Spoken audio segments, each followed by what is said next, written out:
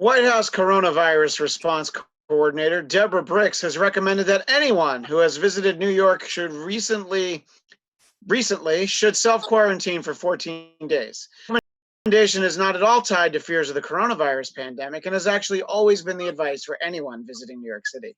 Waving to his plants and cutting the ribbon on his new refrigerator.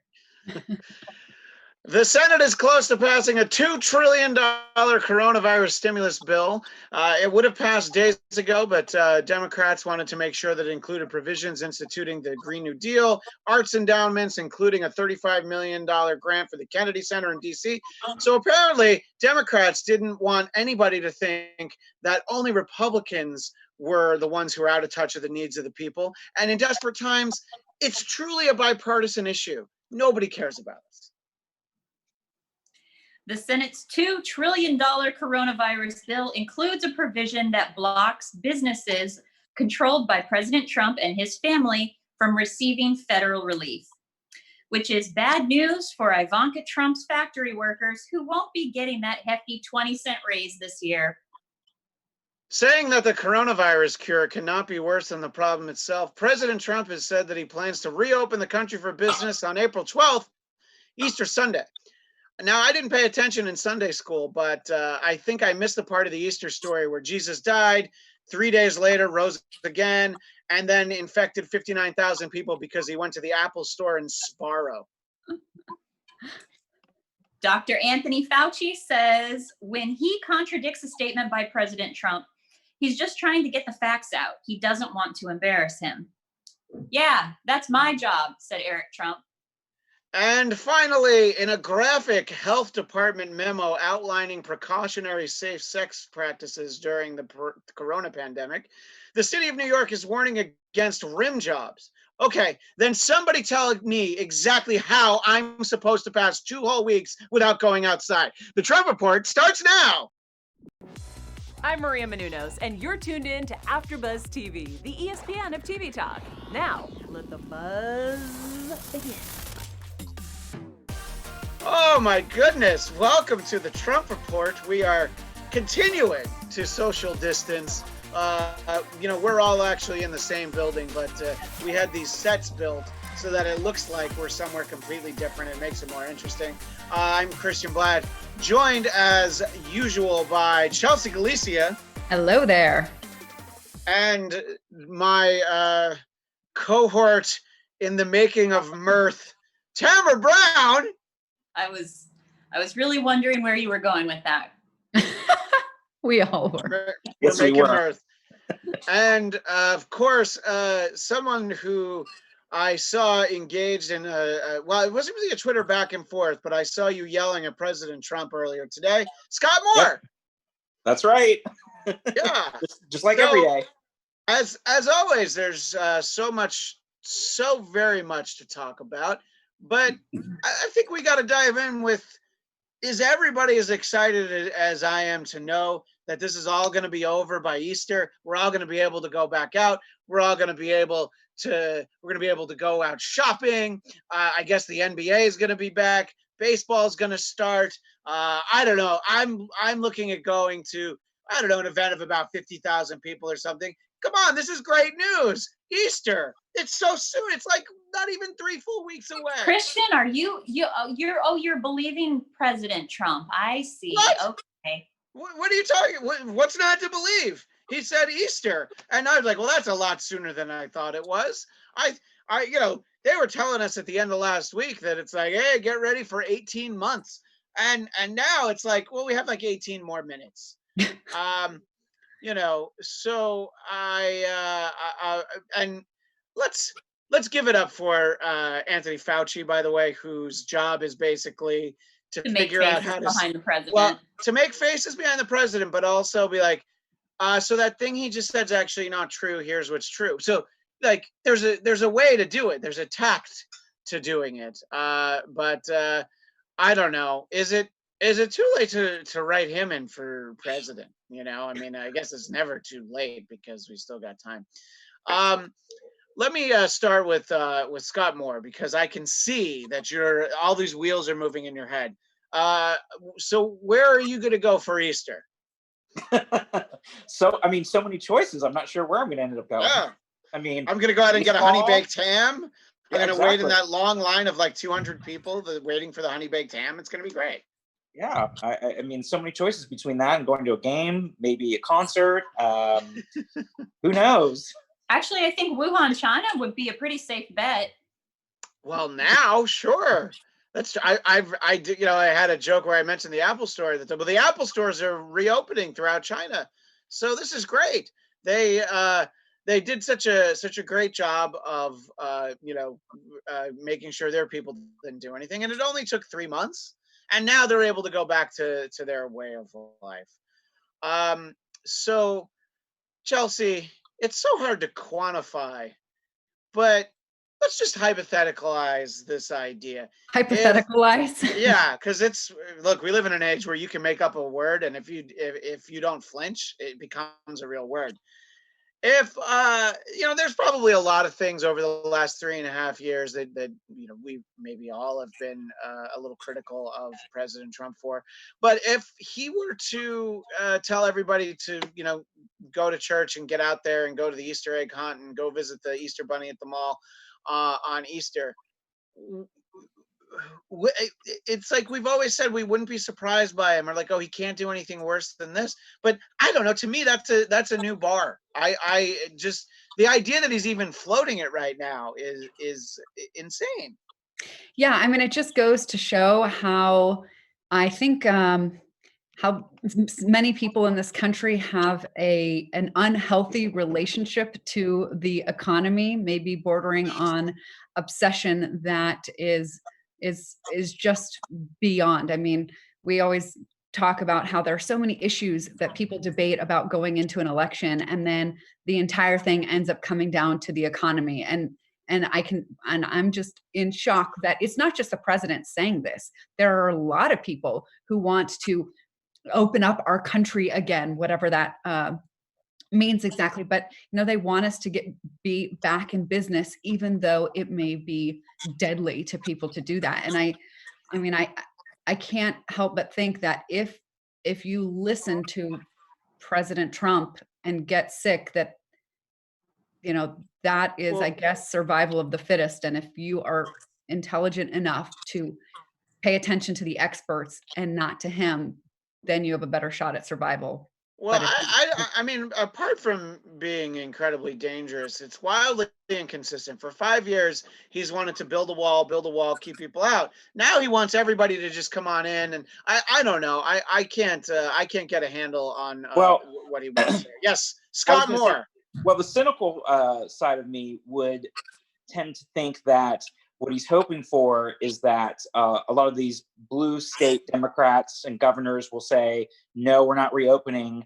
And when those economies are, suffering worse, he's going to say, look, I told everybody to reopen, and now it's these Democratic governors' faults for not reopening the economy. And so the economy's tanking because of them, not because of me. And so that's the cynical side of me. And I think he's hoping. I don't think it's cynical. I think that's accurate. And some of the red state governors he's hoping will open up in areas that aren't having issues, and some of these other states like Florida and Texas, and that maybe they'll have some areas of increased cases, but he's hoping that those states will reopen, the economy will be better, and then he can blame Democrats for the economy going down. And I think that's what he's really saying, because he knows realistically he has no say into when individual states decide to reopen. And so he's using this as a cynical Does he know that? tactic and ploy. Does he know that though? Somebody has told him. I mean, he has no say as to, now he can just use this as a wedge issue and say, look, the economy is now tanking because other people are saying, no, I said to reopen and you guys aren't following that. So therefore, it's your fault now the economy is tanking, not mine. Well, I don't think that Easter seems realistic. My understanding is, look, there are definitely parts of the country that you would be able to not resume regular everyday life, but it would be a little bit more normal. Maybe, I don't know, the beginning of May, sooner than somewhere like California or New York. And I can see pushing for, letting the governors sort of, make that determination. But I mean, this, to just go out there and promise us, you definitely have people that are starting to think like, oh my God, I thought this was going to be forever. It's only going to be a couple more weeks. Well, And but the truth is that we haven't seen the worst of it yet, and it's going to happen in the next couple of weeks, 1, 2, maybe 3 weeks, and then people might start to realize that this is going everywhere, and they'll see it spread in places that are not, Washington, There California, will be a New York, new and epicenter if I'm Louisiana. calling.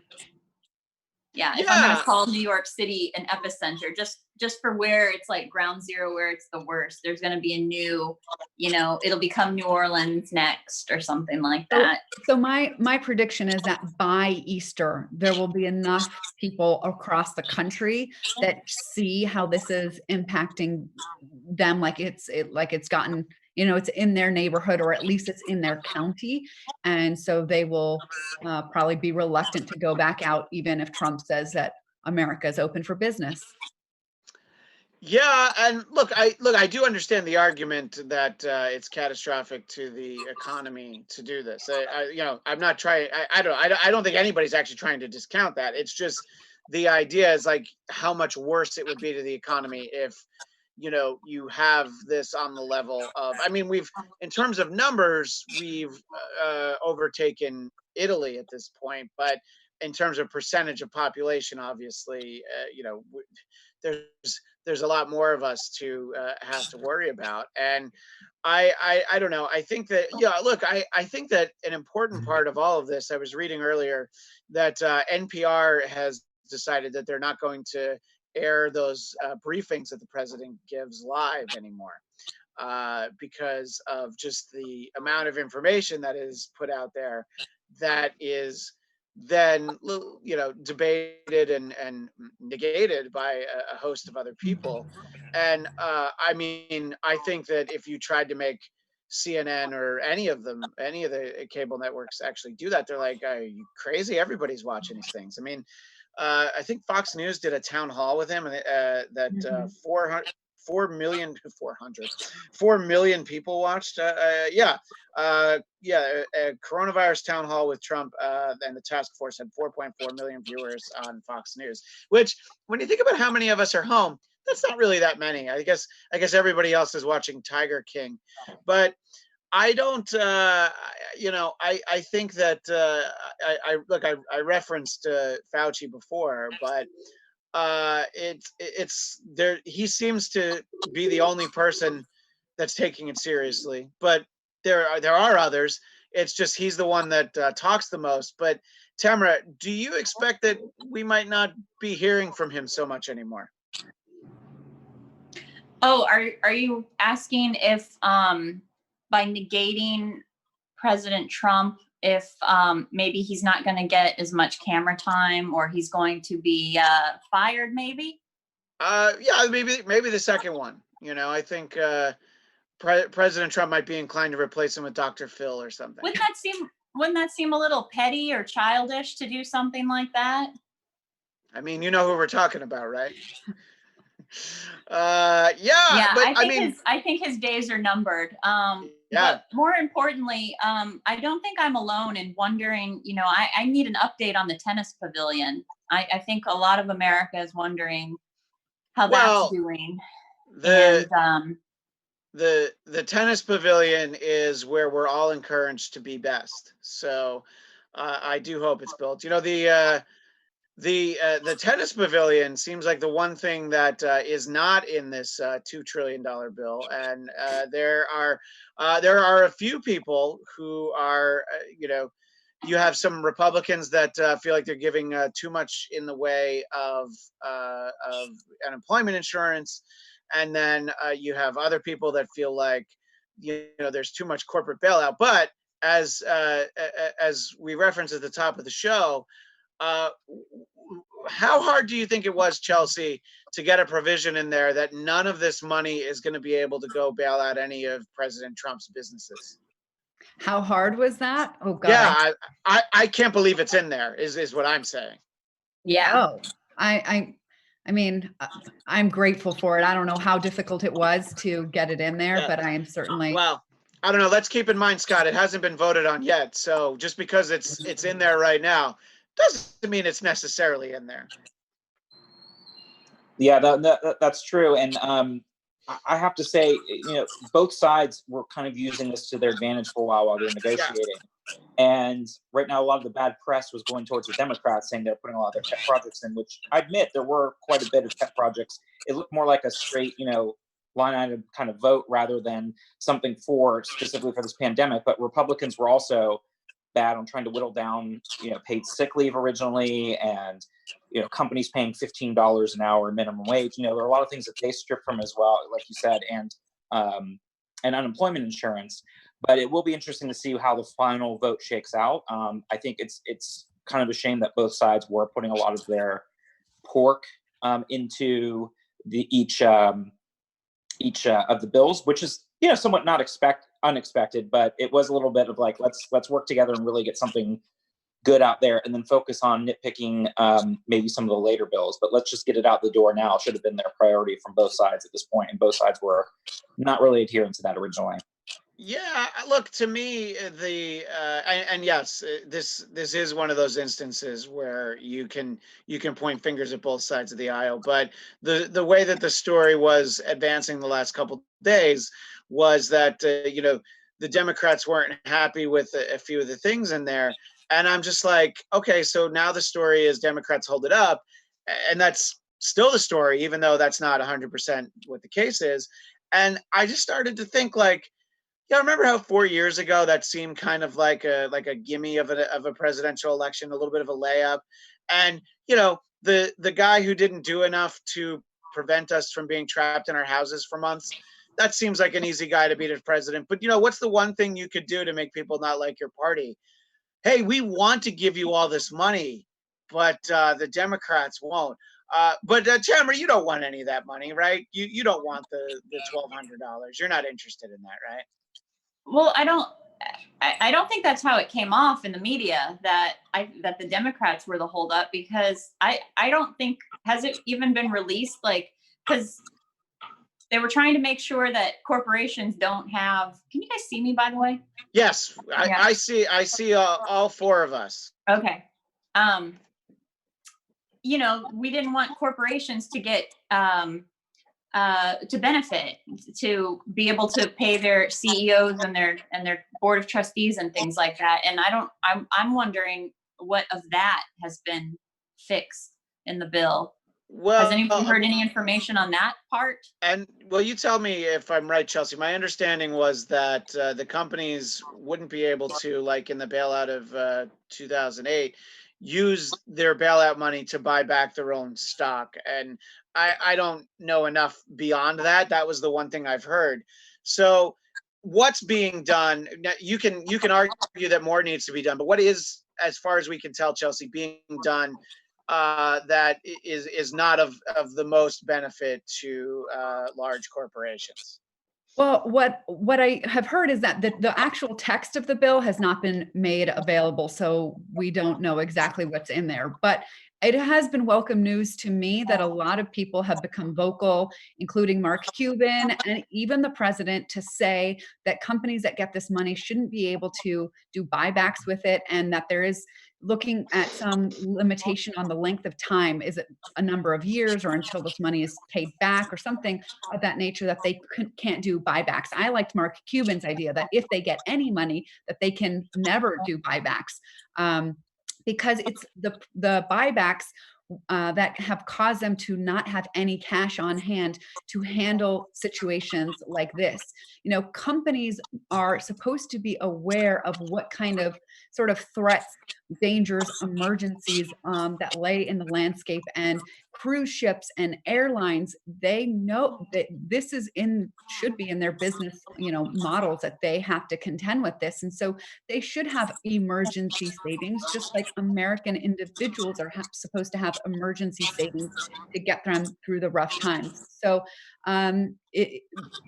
when I feel like corporations are being treated the same as individuals, with a level of personal responsibility that's expected, then I'd be happy with the bill. But right now, I don't understand why any money needs to go to corporations themselves. If we take care of people, if people have enough to get by, why do corporations need money? And then I hear this thing about, oh, well, they need to keep paying employees. Well, forget about paying employees. Let's just pay Americans directly. I understand they have continuing overhead. Well, some of that can be paused. I'm sure most of it can be paused. So I'm not really sure what is it that corporations need the money for. I understand that, that there's, exceptions, but largely if we take care of people, why do we have to take care? Why do corporations need to get this money? And I haven't heard a good response to that. I don't know if anybody else has, but I would love to hear about, why corporations need to be treated like people in this sense when I don't think they should be. Yeah, I mean, I look, I understand that point, but I do think that you can probably pick and choose, but there are you can probably pick and choose, but there are probably I'm hearing myself a lot, and I'm hearing, yeah. I don't know, Ryan, should we do something different? Yeah, because there's been a little bit of an echo throughout, and now I'm hearing myself, so that seems just real quick, y'all. I think someone took their headphones on or off. Yeah, no, my headphones aren't working, so that's why I have to take them off. Oh, gotcha. Okay. All right, so yeah, but I mean, I was just hearing everything I said echo, which I'm not hearing now. So, but what's okay? But Christian or anybody else have? But first of all, let's talk about these cruise lines. They're purposely not registered in the United States so that they can avoid U.S. taxes. Yeah. Why are we trying to bail them out? Well, first of all, before we get to that, this is the time we have to point out, unfortunately, the Trump Report cruise that we all had scheduled through the Grand Caymans June 1st, right now, we're going to hang on to your deposit, but we will not be setting sail that day. No, I mean, look, that's a good example. But I mean, look, if the entire airline industry goes down, that becomes a problem. Okay, hold on a second. Level. Let's play that. Let's play that out. So let's Okay. just say United Airlines doesn't have enough money to hold on, and they go under. So if they file for bankruptcy, then what happens? Then they have to sell off their assets, and somebody else buys those planes and set up un-United Airlines, and then they've got it. Isn't that part of the free market? I mean, if you don't make it, somebody else will pick up the pieces that you left behind that you've got to sell off, and maybe they'll do it better. And when the next, crazy thing happens, they'll be better prepared because they learned from their predecessors' mistakes. That's Right? our only option for capitalism nowadays, since that we can't have true competition with all of the corporate monopolies. So the only way for anybody to stay in competition is to wait for that company to fail and pick up the pieces. I mean, listen, there are, when we've heard, I can't remember who was the most recent person to say it, but somebody was saying, I think it was Jamie Dimon, CEO of Chase, who was like, I look forward to recessions because that's when I, get bigger and assets go on sale and I get richer, or something to that extent.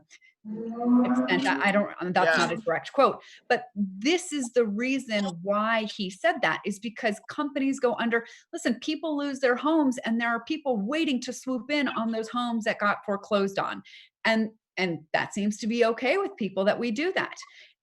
So why can't we do that to the airline industry if they go down? Because they failed to plan for something that they either knew or should have known. And I say should have known because this is, even though this episode of this condition, this pandemic was unforeseeable, that it was going to happen right now. Pandemics themselves are not unforeseeable, and they are, a known risk to us all. So I want to bring in a comment from the Demon Knot in the chat, one of our old friends. I think that the economic shutdown may do more damage than the coronavirus, which is something President Trump is saying. He points out the Fed president is already talking about 30% unemployment and 50% drop in GDP. Can't just shut down and reopen an economy. But I mean, sure, but that's that. Look, the economy is existing on a different basis. Look, we're using Zoom right now. I'd never heard of Zoom 2 weeks ago. And now everybody talks about how, they're going to Zoom together for a birthday party, or they're going to get everybody together on Zoom. And I'm like, man, where was somebody letting me know to buy an IPO for Zoom? Hey, Amazon doing all right now. I think I had 5 boxes from Amazon and 3 from Target on my front step just today alone. Don't worry, I washed my hands after. But I completely agree. And the argument that I had going back like 2 weeks ago was like, oh, this can't last too long because of what it'll do to the economy. But that was before you started to see what the projections were, and you're like, well, it kind of has to last longer than anyone is comfortable with. So it's not it's a matter of like, yeah, look, the economy will be what it is, and that's when look, a $2 trillion bailout is nice. The $1,200 checks, it's not nearly enough. I've seen people online pointing out that in Canada they're giving out $2,000 a month for 3 or 4 months. Now their population is much smaller than ours, so it's they also have a smaller base of taxpayers. Sure. But I'm just saying that it's always hard to make the direct comparison. So I feel like there'll have to be more money kicked around, and the alternative is pretty disastrous. So I understand all these arguments in favor of the economy.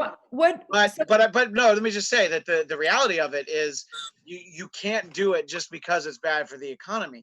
If it's like, oh, it's bad for the economy, and I don't know what the acceptable number is, like X number of people get sick and very few of them die, sure, but that's not what anyone's telling us. No one's telling us that like, this only makes you sick.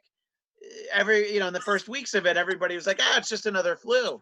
I probably said something similar to that because that's just what you were hearing. And it's just the irresponsibility of like, well, we have to go back to the way we were. What were you trying to say, Chelsea?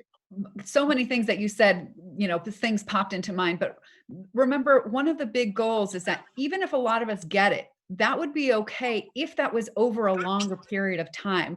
The name of the game is to not overwhelm the medical system. And it's already overwhelmed because of how short we are on supplies for these people to protect themselves. And so I think that's the biggest, the most important thing that we can do right now is to protect our entire medical field. I mean, I think we don't appreciate it enough until sort of it's gone or it's as compromised as it is right now. But what would happen if the economy did take a breather of a couple of months? And I mean, are we afraid that our GDP is going to become now in second place to China? I mean, what is really the concern? I mean, when I heard of the lieutenant governor in Texas saying that he wants his grandchildren to have the American dream.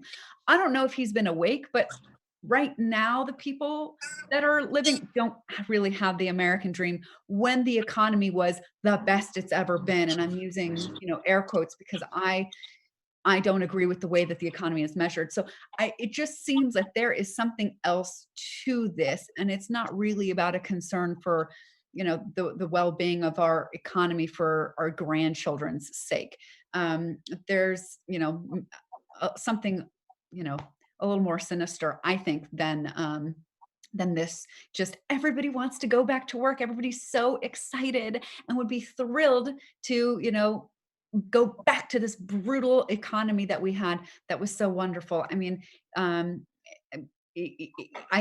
think that having a breather is okay. Having parts of it fall away. It's kind of like, when your body gets sick and you don't feel like eating and you're sleeping all the time, part of what's going on is your body is eating away at the old, decrepit, unhealthy, wasteful parts of it that it no longer needs. And I think that could be what's happening with the economy right now. If we just let it, breathe for a little bit, parts of it that we don't need, that we outgrow, there's, maybe I can start doing depots in court, entirely by Zoom, because, technology's got to catch up with that so that we can keep going. And then there's going to be less people out on the streets, and it'll have other, benefits. But let's just let things be okay right now and let the economy bend itself to the present circumstances rather than us trying to ignore what's happening and try and go back to the economy as is. The economy as is not going to survive in the same way. It just cannot. Well, I want to sort of pull on a thread that you mentioned, Chelsea, and I'll ask Tamara first, then Scott. The Texas lieutenant governor who has walked back comments that the grandparents out there would gladly give their lives so that their grandchildren could have a thriving economy. I'm not a grandparent, but I am a parent, and I'm like, no, that I don't need my kids to have that kind of economy. It'll be all right. We'll figure something out. Your thoughts first, Tamara, on those comments. I think the lieutenant governor, it sounds like he's been following Vanessa Hudgens on Instagram. They have the same opinion there on, how did she put it? Like, but dying is sad, but inevitable. Yeah. So, yeah, for my comic book nerd friends, Vanessa Hudgens is basically a real life Thanos. Anyway, finish your thought. Yeah, I mean, it's just that's just any politician's suggestion that anybody could sacrifice their life, whoever they may be saying, even if a politician cannot say that somebody should be able to sacrifice their life in order to get the mass population to sustain. I mean, that's ridiculous and silly. And yeah, that's it. Scott, I'd like you to weigh in on this. Asking the greatest generation who has sacrificed so much for us to now, yeah, but come on, don't my grandparents want me to be able to go to spring break? Yeah, that's right. Don't my grandparents want me to go and get completely wasted and spend all that money at restaurants and hotels? Yeah. I mean, it was very Hunger Games-esque when you're like, well, let's just, sacrifice a few people and, just get back to work. Again, the whole thing is very tone deaf and ridiculous, but it doesn't surprise me that this is going to be the new kind of Republican counterpoint is going to be, okay, well, the economy is great under us and Donald Trump, and if we can't do this, then it's not our fault, So I think this is going to be their new tactic on trying to blame it on everything else but them in the long run. And it's mind-boggling how people are now taking this and running with it on the Republican side. I mean, even the Republican media or the conservative media, you've heard from Brit Hume, Lou Dobbs, all these people now are saying, oh yes, let's just reopen it up again and everything will be fine. And there was a quote from Bill Gates earlier, which was, basically brought it home and said, oh yeah, everyone go out and shop, but just don't mind the bodies in the corner. It really does start to look bad when you're telling people to go out and do things and knowing that this disease is extremely contagious. And that's what makes it different from the flu, is that it's extremely contagious. We don't have a vaccine. And now we're supposed to go out and potentially what happens? Then are we shutting down again for another extended period of time? So, I mean, that's the issue about doing this too soon, is that you end up reinfecting the population and the numbers go up again. And now we're back in the same situation again. And that's not going to be any better for the economy. As preposterous as it is that we're, getting, official government economic predictions from Larry Kudlow, who used to have a show with Jim Cramer, I think I would rather actually get my economic information from Jim Cramer while he's yelling. But in any case, this idea that this is what we have to do, and all these projections, you have to think even those people are going to say, like, yeah, this is really bad for the economy, but all the doctors say this. And if you let everybody go back out on Easter, then it's like, well, we're all starting to feel better. Any of you who have read any of the terrible accounts that people have of a relative who has passed away from it, or honestly, it doesn't even pass away. The people who are like finally over it, there's the day where they feel so much better, and then it hits them again. So I think that that aspect of it is just something that people need to keep in mind. And, I think I talked about this last week. I don't watch the news at all. Well, after a certain point, not at bedtime. I just, before bed, I'm like, no, I need to be able to sleep. Uh, and then I try not to watch it in the morning. The rest of the day, it's a different story. But as it is, there's so much to look at, and it's like I'll sometimes read these accounts of people, and the first person that I know is somebody I was at page with at NBC in New York. She posted that she had it. She's feeling relatively okay, but when you read some of the more intense stories, it's sort of horrifying. And I wanted to give Chelsea a moment to share the story of your relative, and I'm sorry I forget what the relation is. Well, actually, maybe somebody can help me out with this because it is my father's cousin who is currently on a ventilator from it. Yeah, is that I don't even know. Is that a second cousin? I think that's how that works.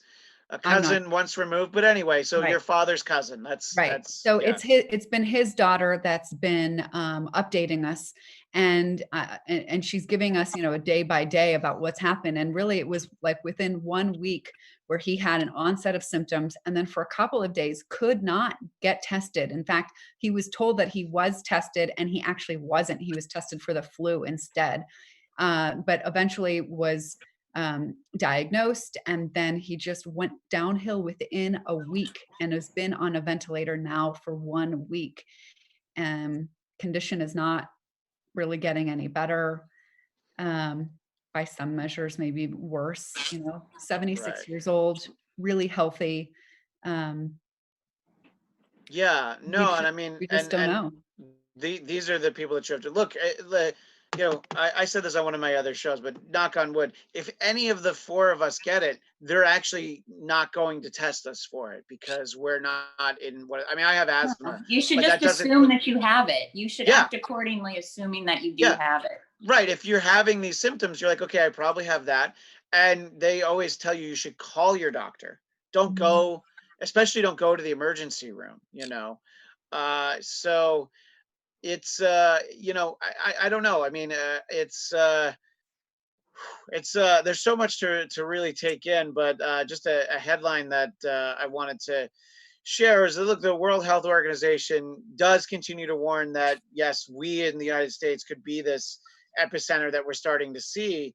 But if the people who are sick are getting treatment, that's going to help. And, you're hearing about the hospitals they're building, like in New York, they're turning the Javits Convention Center. And that's what they did in China. And that should be somewhat encouraging, despite the, I think, criminal way of that China handled this. Despite that, they're actually getting past it. But it's been more than 3 months, really. But let's be honest, they ignored it and destroyed the samples and did all that stuff early on. It's about 3 months that they finally started trying to do something about it. They just lied while they were doing it and said you couldn't catch it from other people and all of that. So I don't know. I mean, is that what we're looking at? I don't know, but we'll unfortunately have to look at that. But the final thought, and we only do have a couple minutes, is this idea that the people, President Trump tweeted something. I'm not even going to read it verbatim, but just that everybody who's trying to encourage everybody to stay home is because they need the economy to be bad so that they can say, look what he did to the economy. And I think that you can write that on Twitter, but God, you just hope that somebody who trusts whose opinion he trusts has his ear. And I wanted to take this moment. I was reading an article over the weekend that apparently somebody we all have to thank is Tucker Carlson, because I know Chelsea gave the head cock, but when everybody was covering the impeachment, he wasn't interested in the impeachment because he knew the way it was going to end, just like the rest of us did. He's somebody that he trusted told him, and so he started covering this. And at some point in the last less than a month, when he was at Mar-a-Lago, he went up to President Trump and he's like, look, I don't think your people are giving you the real information on this. Because even he knows, even Tucker Carlson knows, Trump only takes in what he sees from people on Fox News. So I'm somebody that he watches. I'm here in person. Let me go talk to him directly.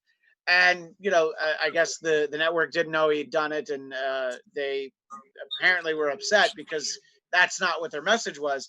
But to the extent that we're having any of this now, I think I'm going to trace it back to Tucker Carlson. And, it's, you can think what you want about him, but I'll say thank you for going up to President Trump and being like, no, this thing's actually really bad. I know what everybody's telling you. Anyway, I feel like we had a bad distribution of talk time this week. The audio was a little wonky. We'll fix that for next week. Sorry, everyone.